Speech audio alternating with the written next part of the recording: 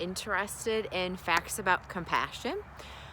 Well, compassion, my favorite part of mindfulness. When we feel compassion, the part of our brain related to pleasure and empathy, it lights up. And we are able to release oxytocin, the bonding hormone, the same hormone that is released when we give a loved one a hug. At the same time that we're increasing our oxytocin, we are decreasing cortisol, which is a stress hormone. And we are also producing more DHEA, which is the anti-aging hormone. Our heart rate slows down. And one of my favorite things is I find that compassion can cancel out judgment. And a lot of time judgment is rooted in fear and resistance anyway. So what can we do? What can we do to focus on compassion? Well, I absolutely recommend the content of mindful self-compassion guru, pioneer, Kristen Neff. And one of the things that she recommends is having a self-compassion mantra. And another thing that she recommends is a self-compassion break that incorporates the 3 components of mindful self-compassion, which is mindfulness, common humanity, meaning we're not alone. We all experience human emotions. And then the third one is self-kindness. So if you would like to do a short practice that involves mindful self-compassion, I invite you to close your eyes if that's comfortable for you.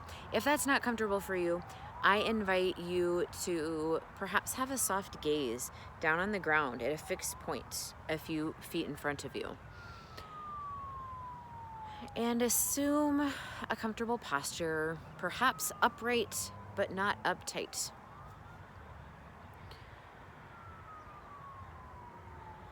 And once you're in this posture, perhaps bring to mind a situation for which you could use some compassion.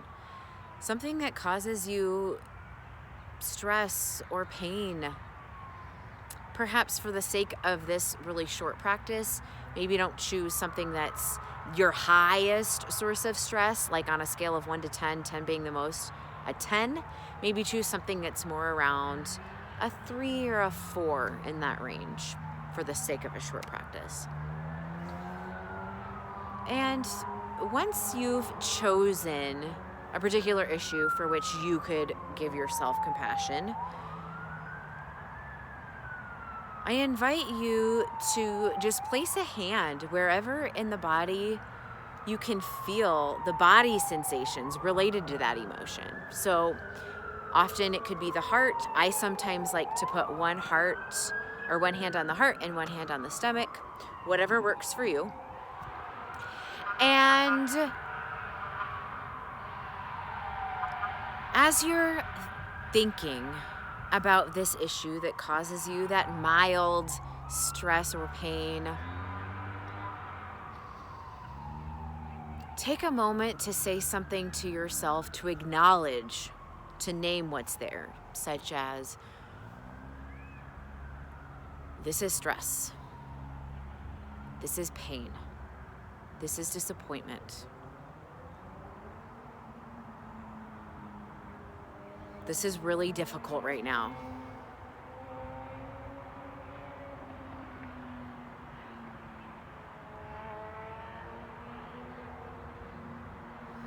Allow yourself to feel whatever the feeling is.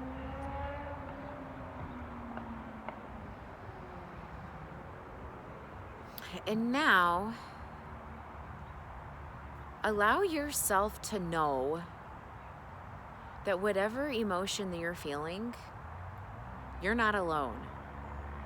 As humans, we all experience the wide range of human emotions. And you're not the first one to have ever felt that way. You might say to yourself something like, imperfection is part of life. or I'm not the only one.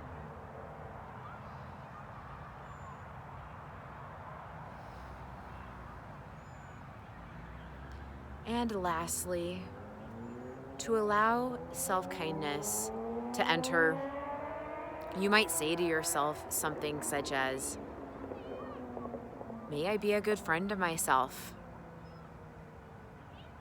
May I treat myself the same way that I would treat a dear friend in need.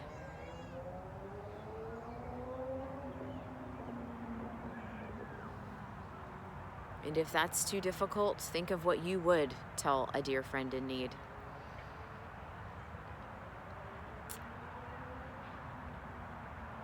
You're worthy of kindness. May we be good friends to ourselves.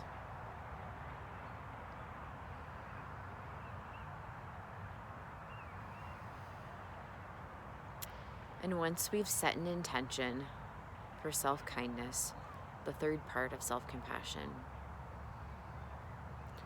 I invite you to bring awareness to the breath.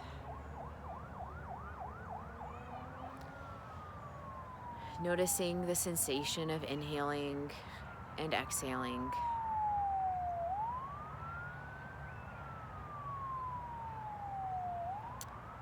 And whenever you're ready, allowing the eyes to open if they're not already, and become mindful of seeing.